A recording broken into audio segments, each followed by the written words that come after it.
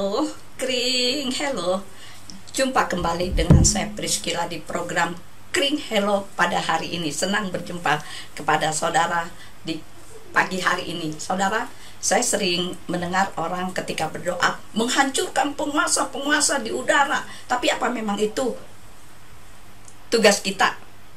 Biasanya mereka mengacu kepada Daniel 9, Daniel 10 tentang Daniel berdoa selama 21 hari. Kemudian Gabriel diutus kepada dia untuk memberikan sebuah pewahyuan.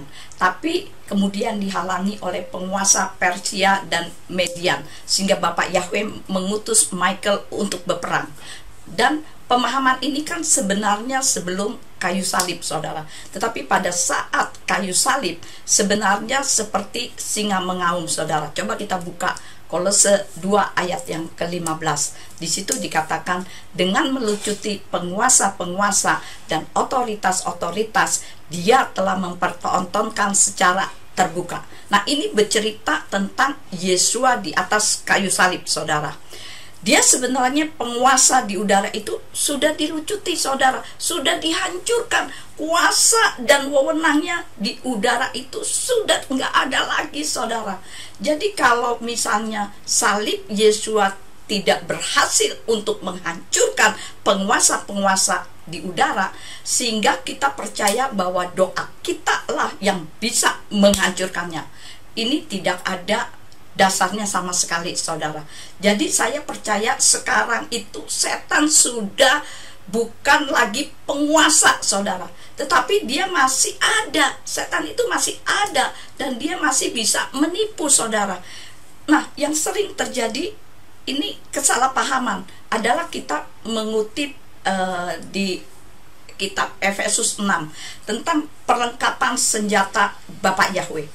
Kenakanlah seluruh perlengkapan senjata Yahweh supaya kamu dapat bertahan melawan tipu muslihat setan, karena perjuangan kita bukan melawan darah dan daging. Tapi kita perlu ingat di sini, saudara. Di situ dikatakan apa? Bertahan melawan tipu muslihat setan. Saudara bisa garis bawahi, bertahan melawan tipu muslihat setan.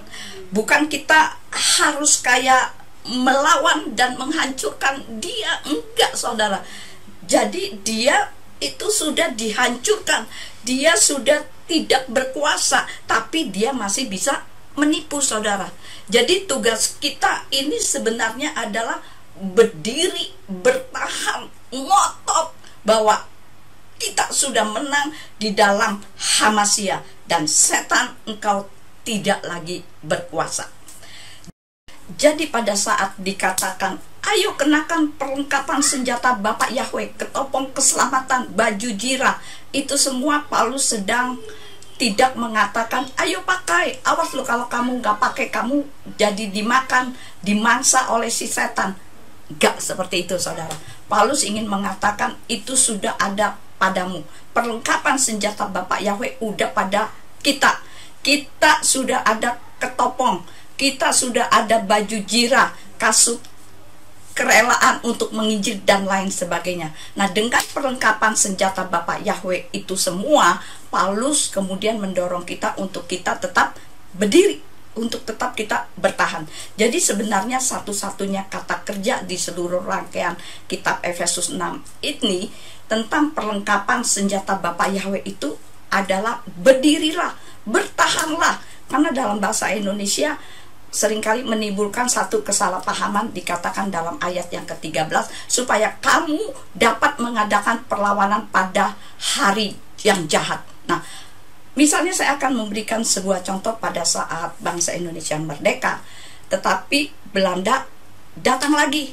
Belanda ingin menipu kita dengan mengatakan, kamu tidak merdeka, kami ini ada di sini. Tetapi orang Indonesia bertekad sekali merdeka, tetap merdeka. Kami sudah merdeka. Nah, bedanya mereka dengan kita, para pahlawan kita, adalah mereka harus berjuang lagi, berperang lagi. Ada beberapa korban, mungkin saja. Nah, kita ini tidak perlu berjuang lagi, saudara. Kita hanya perlu ngotot. Secara de factonya kita ini sudah menang. Jadi kita bukan seperti melawan setan untuk merebut kemenangan, tetapi kita melawan tipu muslihatnya si setan. Nah, dari posisi kemenangan untuk ngotot bahwa kita ini sudah menang di dalam Hamasya. Jadi saudaraku yang terkasih, kita perlu berdiri di dalam kebenaran bahwa Hamasya sudah menang. Setan sudah dilucutkan. Kita ada di dalam Hamasya. Kita adalah pemenang. Dan kita berdiri atas kemenangan kita pada hari ini. Jadi saudaraku yang terkasih, biarlah renungan pada hari ini bisa memberkati kehidupan kita. Dan apabila saudara terberkati dengan renungan hari ini, kirim-kirim pada yang lain, sehingga orang lain pun akan menerima berkat melalui renungan hari ini. Tuhan Yesus memberkati. Shalom.